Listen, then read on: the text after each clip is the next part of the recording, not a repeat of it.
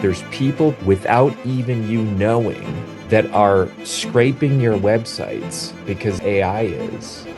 There could be people that are being served up your lyrics, your website, your posts without you even knowing. And this guy stole it word for word. And he said, look, man, I used AI to write articles and I had no idea that it was stealing your stuff.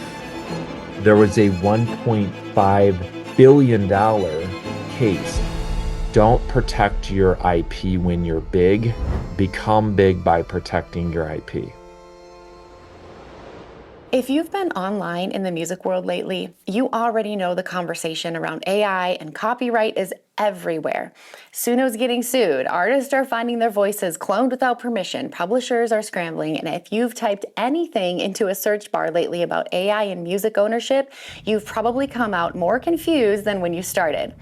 We saw this happening inside our community at Produce Like a Boss, and we knew we had to do something about it because the noise is loud, but clarity, that's been really hard to find. So we brought in an expert. Kerry Oberbrunner is the author of the #1 book on intellectual property, You Are an IP Company, co-written alongside one of the top IP attorneys in the world.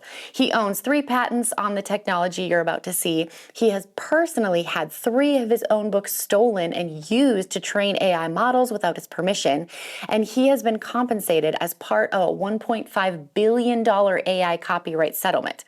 He didn't just study the problem, he lived it. And then he built a solution. What you're about to watch changed how I'm thinking about the things that I create. I'm talking about songs, production processes, course content, all of it. And I think it's going to do the same for you. And here's the thing that Kerry said that stopped me. Don't protect your IP when you're big. Become big by protecting your IP. So if that lands for you the way it landed for me, keep watching. This is for you. Here's Kerry. Here's me as a young kid, and like a lot of you, I didn't know what I wanted to do when I was young. My grandmother handed me a book though, and she said, "Hey, Carrie, here's a book," and it was one of these books way back in the day. I don't know if you had one of these, but basically it was like that you got the book all about you. So the book was all about your story. It was pretty cool. But that's me trying my first book. My mom actually wrote it down. I spoke it before AI existed. And so I became a writer at a young age. I mean, kind of silly, but anyway, I wasn't great at grades. Some of you can relate, and I actually had a speech problem, believe it or not. So I had a big stuttering problem, and that was not cool.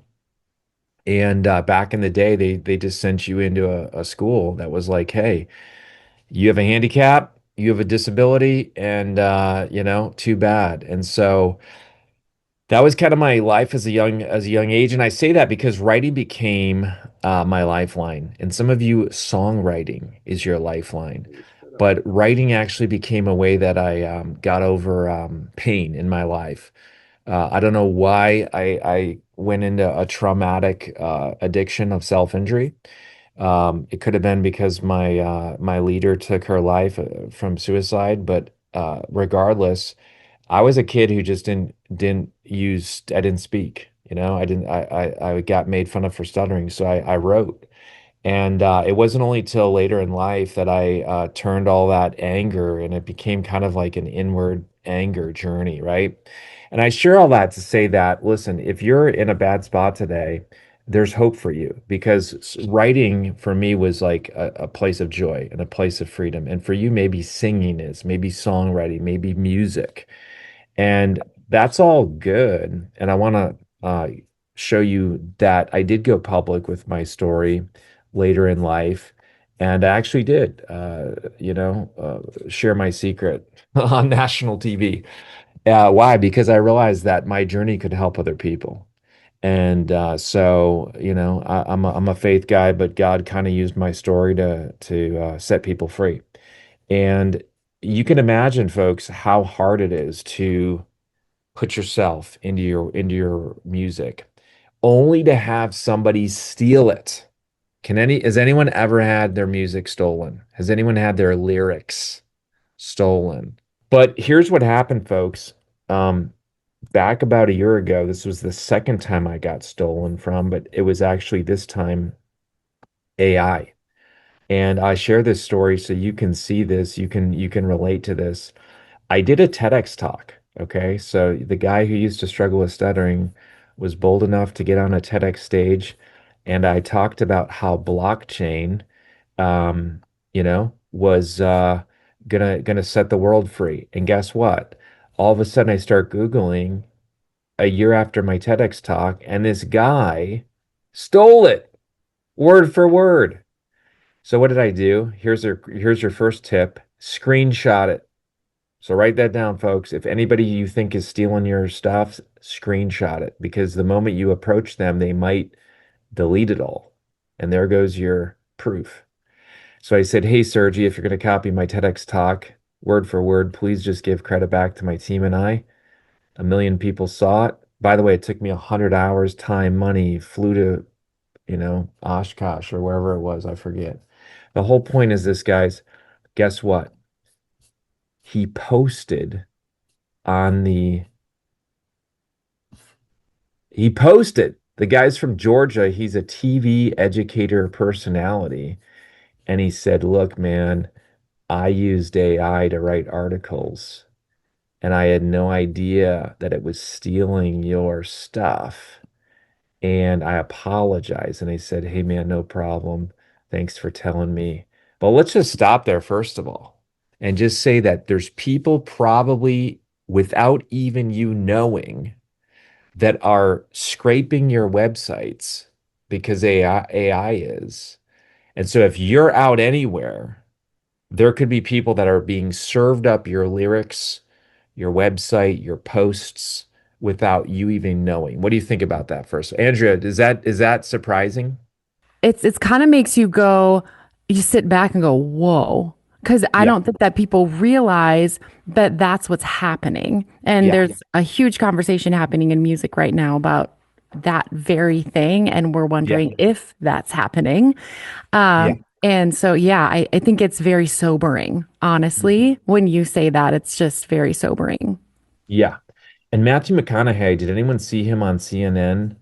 Um, I want to say 2 Saturdays ago. I do want to share with you his 50-second talk.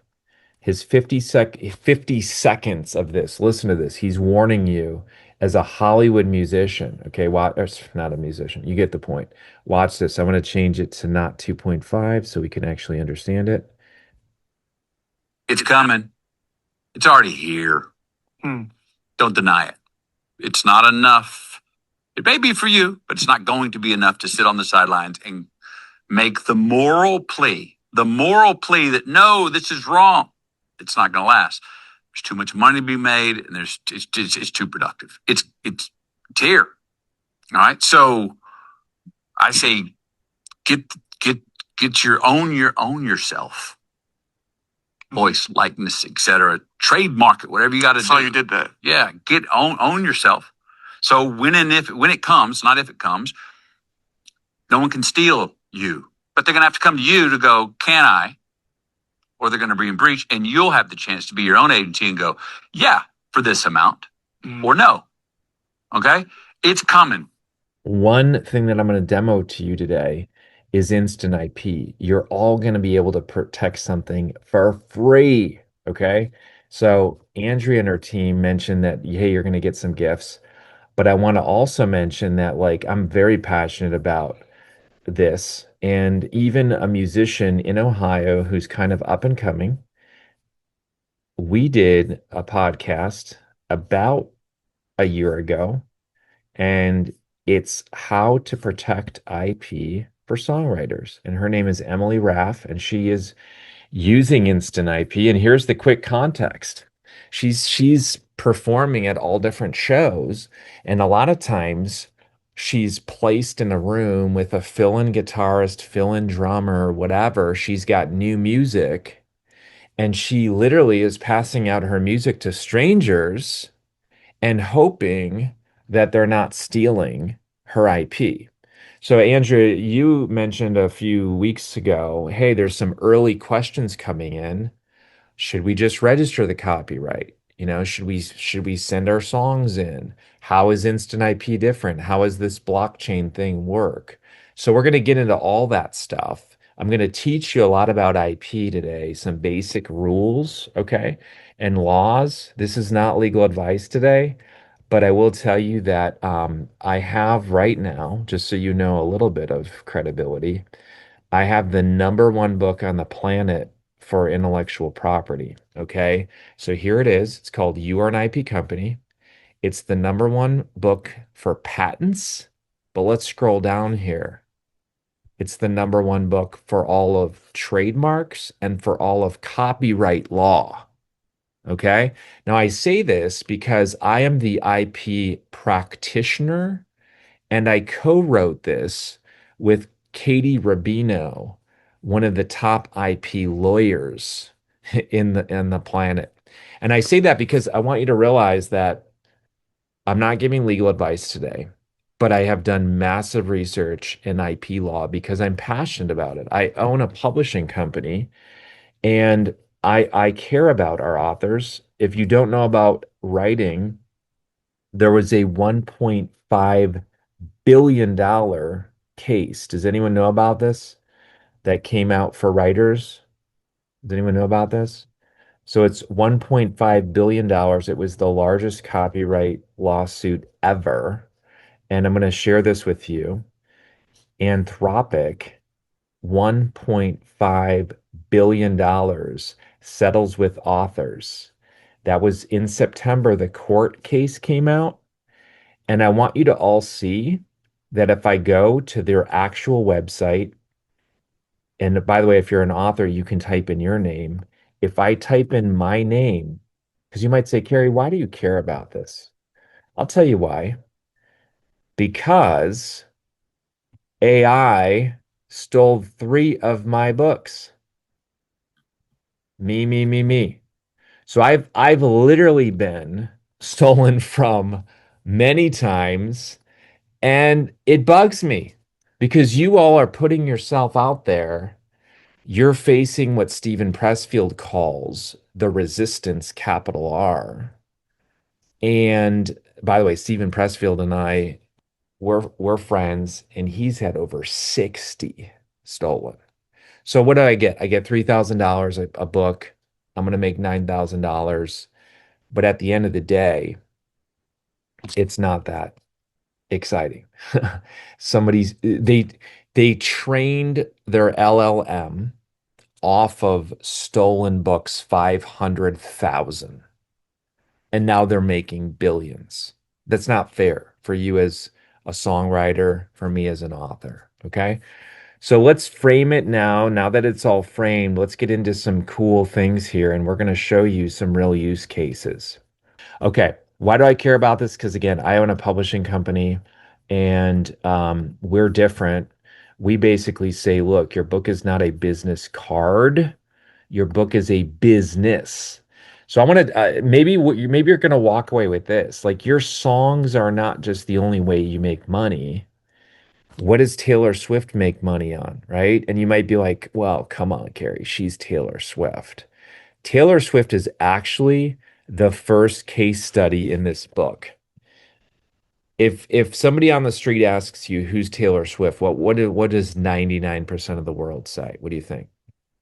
I asked this question yesterday in a group and they said Travis's girlfriend or fiance. No. What do most people think? A singer, a songwriter. I will tell you that Taylor Swift owns 300 trademarks. Let me say that again. Taylor Swift has filed over 300 trademarks. And I know what a lot of people say because, again, we all have this imposter syndrome in our head, and we all say, yeah, that's Taylor Swift. But I want to show you the table of contents to the book here. Taylor Swift is an IP company, very first chapter. Okay. Now, why do I say this? Because she has trademarked even her cat's names. Think about that, folks. She's trademarked her cat's names, her tour name, that sick beat, Taylor Swift. the whole thing. And a lot of people, Andrea, here's what they say. Yeah, Carrie, but you know what? That's because she's big. Here's one of the biggest points that we see in our book. Don't protect your IP when you're big. Become big by protecting your IP. So somebody needs to hear that today. Don't protect your IP when you're big. Become big by protecting your IP. Taylor Swift protected her name before she was big. In my town, 21 Pilots. So 21 Pilots, my kids go to the same school as 21 Pilots did. Small little school here. Tyler protected 21 Pilots. Tyler Joseph, right? The point is this, folks, you protect it before you're big. After you're big, it's like patent trolls. It's like uh, domain name squatters. Now they take it because you're big, and now they try to leverage and get you. So if you don't take your stuff seriously when you're small, that's on you. That's on me. Okay. All right. Traditional ways of protecting your IP. This comes right from our book is patents, trademarks, copyrights, and yes, even something called trade secrets. I own 3 patents on instant IP. I'm not against patents. They cost a ton of money. They take a ton of time. Does anyone want to guess what the average rejection rate is for a first-time patent? Ready for this? You pay 30K, you wait 1 to 3 years, 86%. 86% rejection rate your first time. So then what happens? You need to do an office action and then do more. Trademarks are about $3,000. You might say, no, they're not, Carrie. I'm going to the USPTO. And you know what? They say they're only a few $100s. Okay, that's if you do it yourself.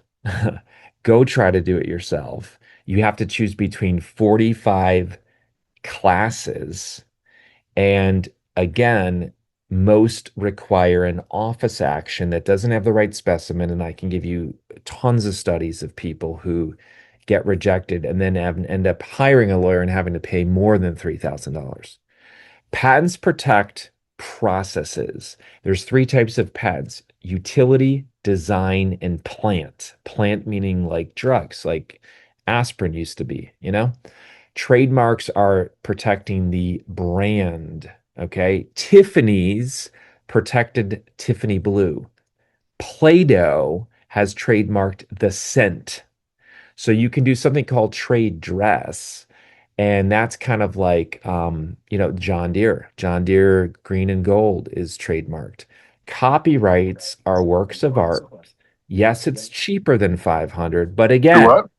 are you doing it the right way? Uh, that is the question. And if you use a lawyer, you're going to be paying a few $100s because they're easily over a few $100s per hour. Okay. Some of you have copyrights. Go ahead, type in if you do. I'm really proud of you if you do. That's fantastic. Do you know that in America, the moment you put something in a tangible form, it's an unregistered copyright? So let me say it again.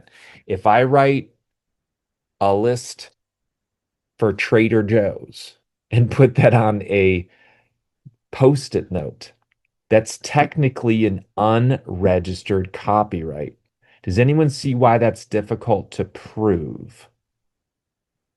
Because this is super important, all intellectual property is based on timing. The reason why Dan doesn't own the Golden Arches and why Doug doesn't own the Nike swoosh is because even if today they said that's mine, it's based on time. So a few years ago, I'm sitting there and I'm thinking, wait, I'm a publisher. Wait, books are, yes, being copywritten, but here's why I'm going to share an example. So Simon Sinek, yes, wrote the book called Start With Why, but he extracted 1 page of the book, called it the Golden Circle. Guess how much he makes per talk before we all have the sin of greed and jealousy and envy. All right. Guess how much Simon Sinek makes per talk around the golden circle? Guess what, right? Here's what he did. He wrote a little bit about it. He named it something that's very important, by the way. That's what we're going to do to name today. You're gonna name some of your IP and describe it. So he named it. He made sure nobody had the golden circle before him. Nobody had it. He described it, and now he makes $150,000 per talk, around one page of his book. So you get it? He copywrote his book, registered it, but he also took out one piece of it and filed a trademark. Super important because some of you are asking like, wait, I'm already doing copyrights for my lyrics. Great, but what if you actually put in your whole album? What if you put in the MP3? What if you put in the branding around it? What if you do what Taylor Swift does and like put the whole tour together in video? All right. So let's talk about this here. We're having fun. I'm having fun. All right. Couple quick thoughts here. I said, what if we could actually use something called blockchain? Does anyone know about blockchain? Here it is. You all get one free. Andrew's got a link for you later. Check it out.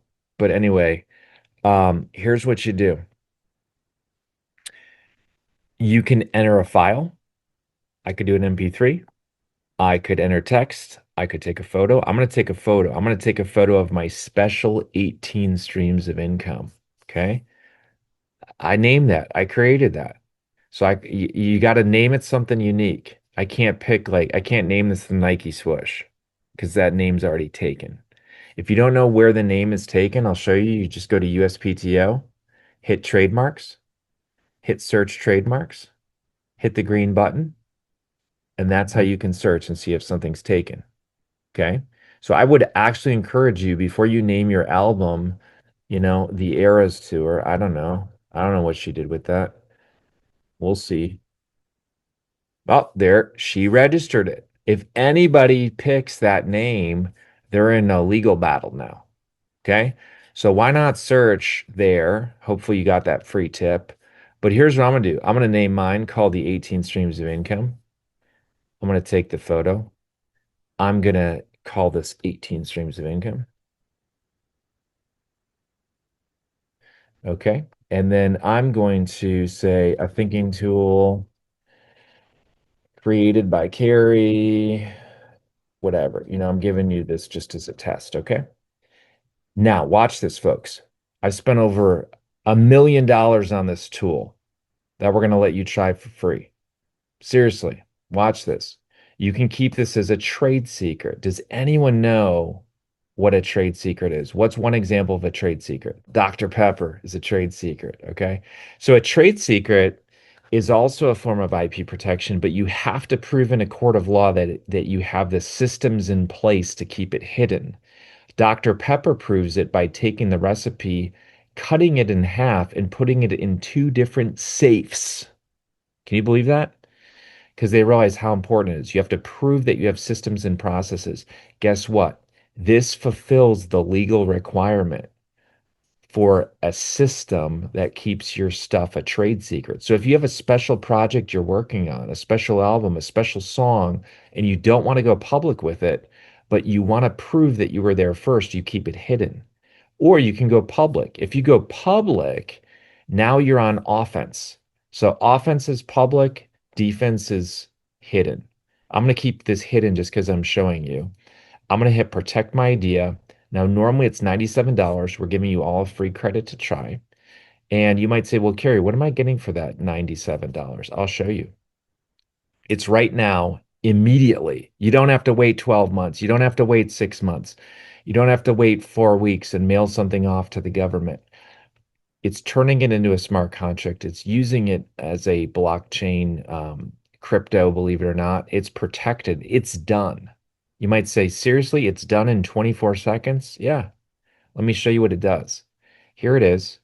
It's now an asset. It's so much an asset that you can actually transfer it. You can actually license it. You check that out. So you don't have to know a ton about Web3, but just know this, that the thing that I created, it's called an intangible asset. You might say, Kerry, why are intangible assets important? I'll tell you what, folks. If you go to instantip.today/about, we scroll down and we're going to see that this is the S&P 500. This is the 500 most valuable brands in the planet. And guess what? In 1975, out of the 500 most valuable brands, only 17% had value in intellectual property. Look at 2020 to 2026. It's actually between now 90 to 96% of the most valuable brands in the planet are IP, intellectual property. Now, I know what a lot of people are saying is, what is IP, Kerry? I don't even know what IP is. Let me ask you this. Do you have any of these things? And Andrea, you can even say, do you have any of those 45 things? Oh, Webinars, slide decks, royalties, right? yes. That is all intellectual property. So I describe IP as something that's valuable. And here's the test. Here's the gut check. If my competitor stole it, would I feel mad, frustrated, sad, angry? That's a great test. If you think, well, I don't care, fine. Let me ask you this question. If they took it, claimed it as their own, as the creator, and locked you out of your own invention, song, would you then be frustrated? That's actually what can happen. We know it in the property world as squatting. Somebody goes into your house, kicks you out, you're not in it, and now all of a sudden you have to fight to prove that you actually get in there. Legally, there's even some rights. It's crazy. Your intellectual property is valuable. It's like mind share, okay? It's property and it's actually more valuable than physical property. That means that my iPhone 90% of the value is not in this. 90% of the value is in the logos, the patents, the brand, okay, of Apple. We live in a different world where Airbnb owns no houses, yet they have extreme value. Uber owns no cars, yet they have extreme value. Why? Because they're IP, they're intellectual property companies. All right. So now let's talk about, well, how do you protect this stuff? That thing that I was just showing you, which is the instant IP technology, you might say, Kerry, yeah, but does it stand up in court? Great question. And I hope you guys ask a lot of questions, you guys and ladies, okay? Um, I'm so passionate about this. I've presented this to Congress, okay? You might be like, what the heck? Here's me, is instantip.today/about. You can see that I'm invited to the same NFT study, IP study, smart contract study as Harvard, American Bar, you name it. So much so that my company was cited 5 times in this report to Congress. Here's why Congress is passionate about this. I wrote an article called The IP Dam Dilemma. Okay. It basically says that why in the world are 800,000 patents sitting waiting to be processed? And what happens when we are waiting months, days, years to get our IP approved? Innovation suffers. And so, what I wanted to do is I want to create. Does anyone know what the word abracadabra means? Abracadabra. I love it. I've said it before. You've probably said it before. It means I create as I speak. Pretty cool, hey?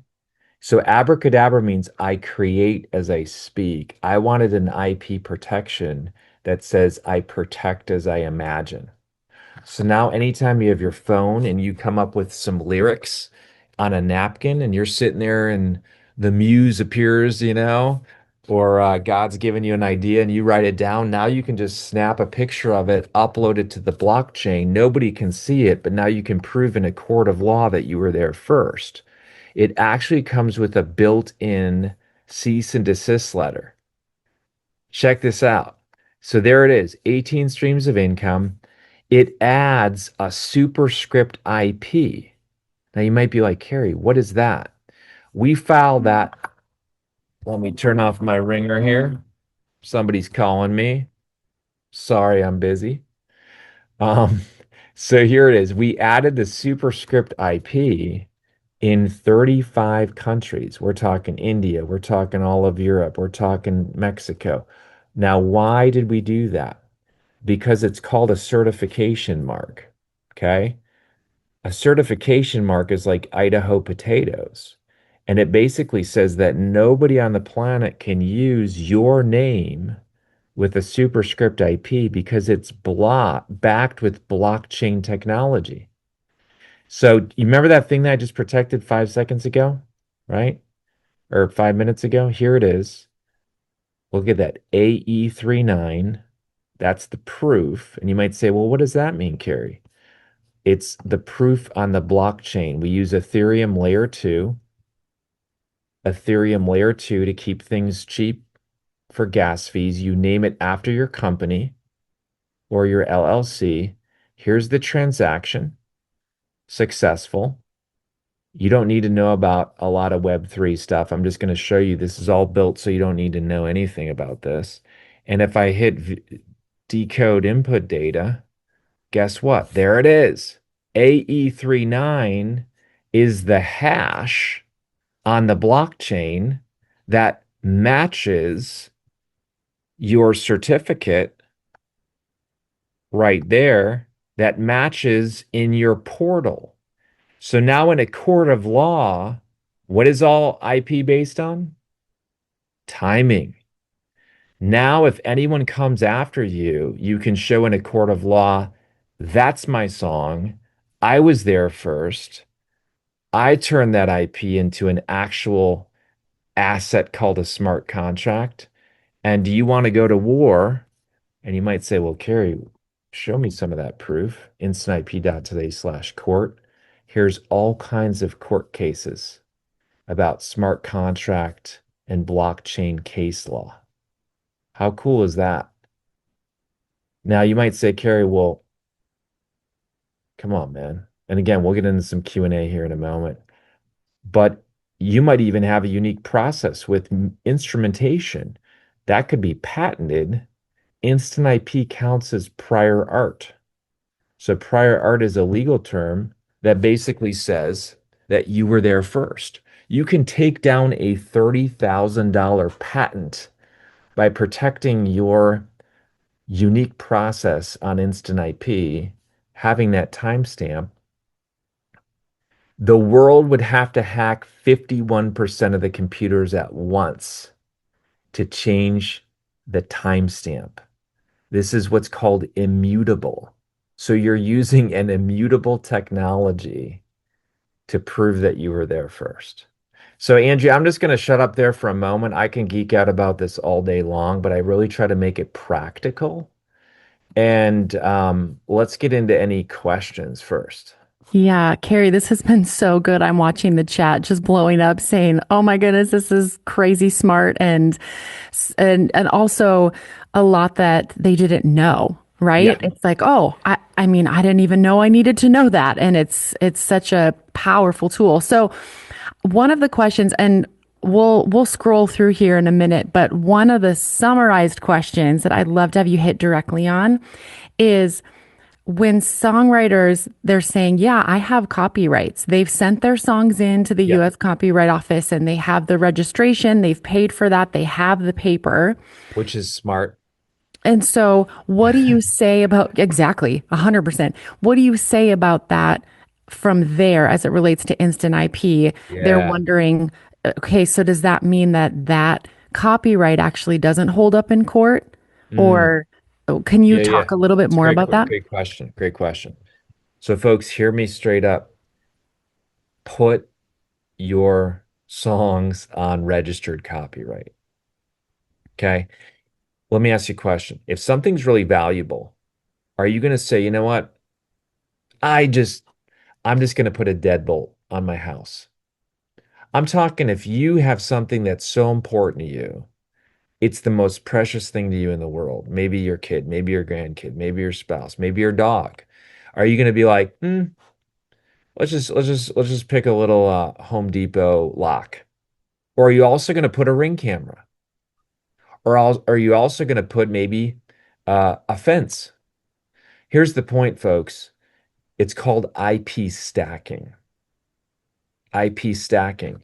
So if I hold up my iPhone, they have patents on this. The little apple is actually a trademark. They've put copyrights around their manuals, digital or physical. They've stacked the IP. It's the same thing what I did with Instant IP. You might say, Kerry, well, you're a hypocrite.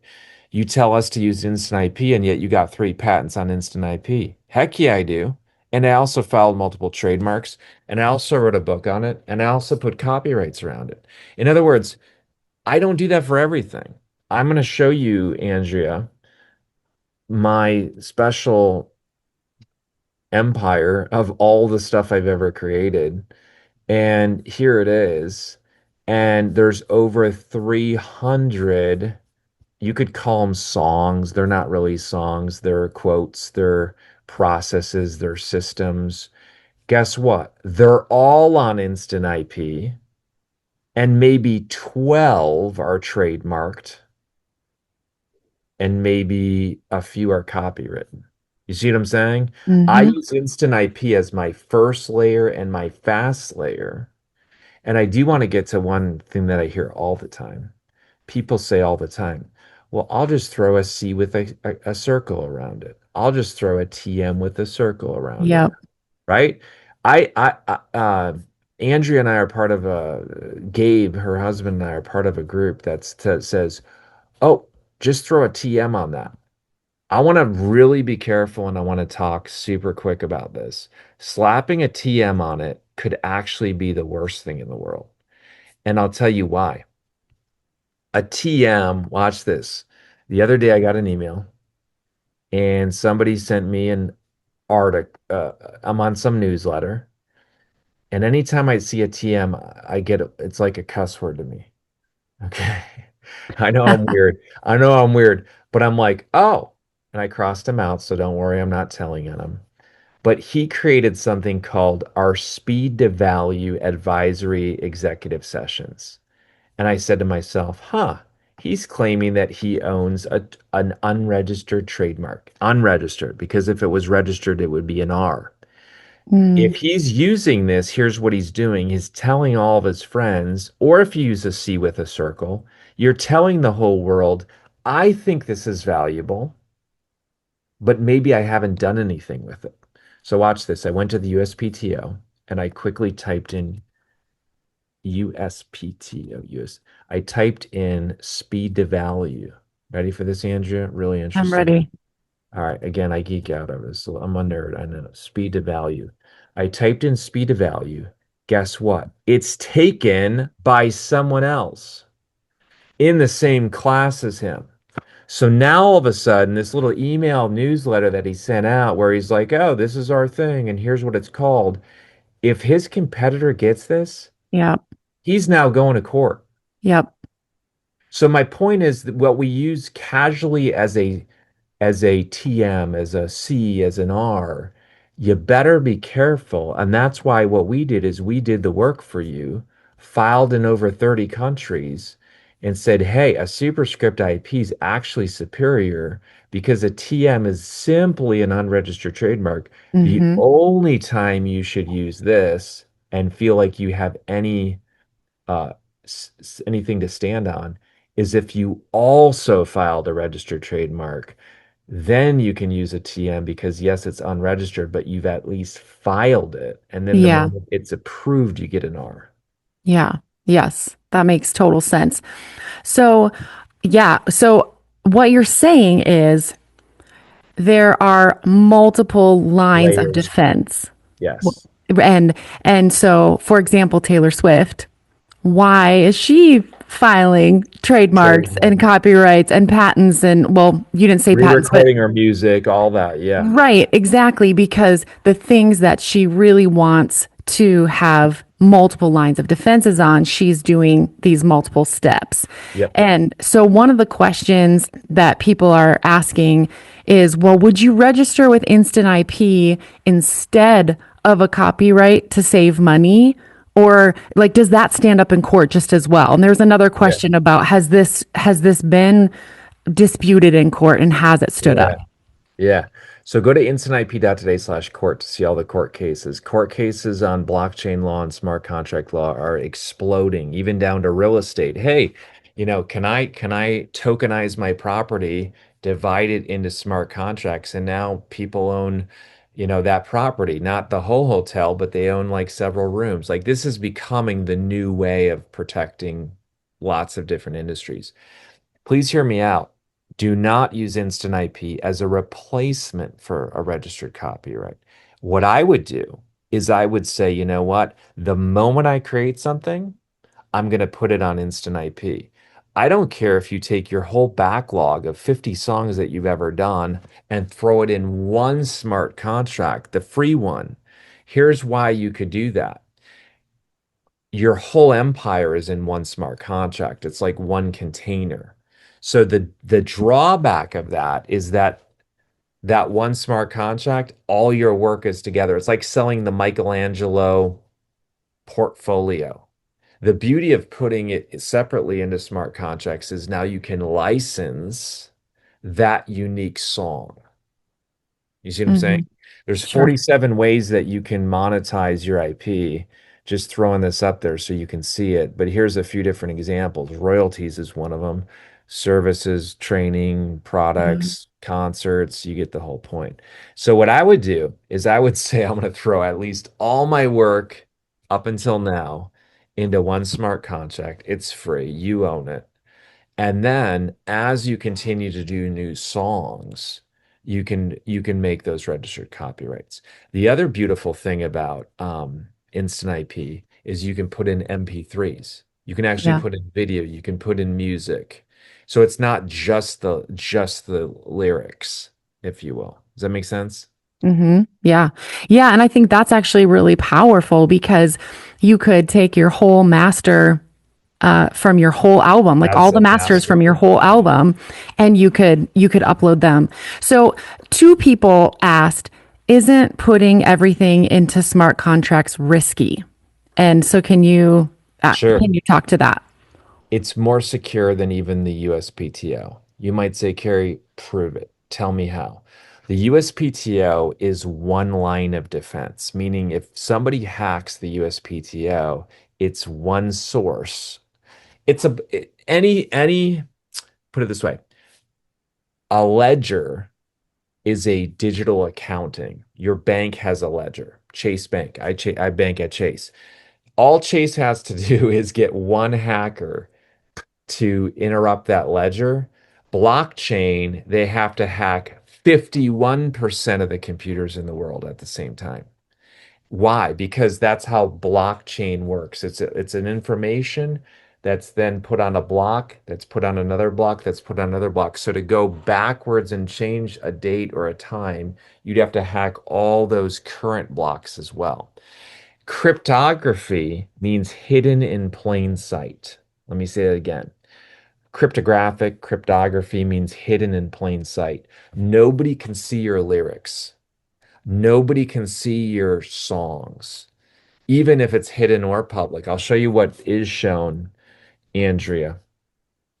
We have our own little USPTO place where people can see. So if you go to instantip.today/protected, these are companies and these are individuals that have protected their different types of IP. So you can see certain people have protected songs, certain people have protected characters, certain people have protected, frameworks and books. But if they make it hidden, they don't even show up here. Hmm. It's Yeah. only it's only in their private portal. So Yep. back to my portal, you see how private view, and I got a lot of tests that I've shown. But here's my private view. Nobody on the planet even knows those exist. They only exist as hashes on the blockchain. But then my Mhm. public view Now I know exactly what I've protected, and my whole IP portfolio is here. All right, so if your brain is buzzing right now, that's a good thing. That means it landed. Because what Kerry just laid out isn't theory, it's the actual playbook that the biggest artists in the world are already using. And most independent musicians don't even know it exists. So let's talk about your next step. And I'm gonna actually give you two. The first one is instant IP. The link is in the description below, and here's what I want you to understand about why this matters right now. Every single thing you create, your melodies, your lyrics, your production arrangements, your stems, they are IP. And we need to take care of it once it leaves our brain. We need to timestamp it. Instant IP puts a blockchain timestamp on your work in minutes. The timestamp is immutable, meaning no one can alter it, dispute it, or hack it without taking down 51% of the computers on the internet simultaneously. It becomes legal proof that you were first. Kerry uses it as the first step in his creative process every time. And honestly, I'm using it now too. The credits are $97, and honestly, when you think about what you're protecting and what you've already created, that's not an expense. That's an investment in your catalog, in your future income, in the thing that no one can ever take from you if you protect it first. The link is in the description, and when you sign up at the link in the description, you get a free credit. $97 free, so go use it. Remember, you could upload your entire album or all the lyrics from your album or all the masters all in one file if you really wanted to. Now, the second step, if you watch this and you felt something bigger shift, not just about IP, but about what it actually looks like to treat your music like a real business, I want to invite you somewhere. Produce Like a Boss exists for exactly this. We bring experts like Kerry into our community because our members deserve to be in the rooms where those conversations are happening, not watching from the outside 6 months later. Events like this one are just part of what we do. But beyond events, we help you build the skills, the systems, and the confidence to actually finish your music, grow your sound, and turn what you create into something sustainable. And if you're not sure where to start or where to fit in, we built a free quiz for that. So this is your next step. It's called the Producer's Path Quiz. 7 questions, takes about 2 minutes, and at the end, you'll know exactly where you are on your production journey as a musician, as an artist, as a songwriter, and what your clearest next move is, based on where you actually are, not where you feel like you should be. Because protection without production doesn't get you anywhere. You need both. The quiz link is in the description. Take it today. And if this video helped you, share it with another artist who needs to hear this. The more of us who know, the harder it is for someone else to take what's ours. We'll see you in the next one.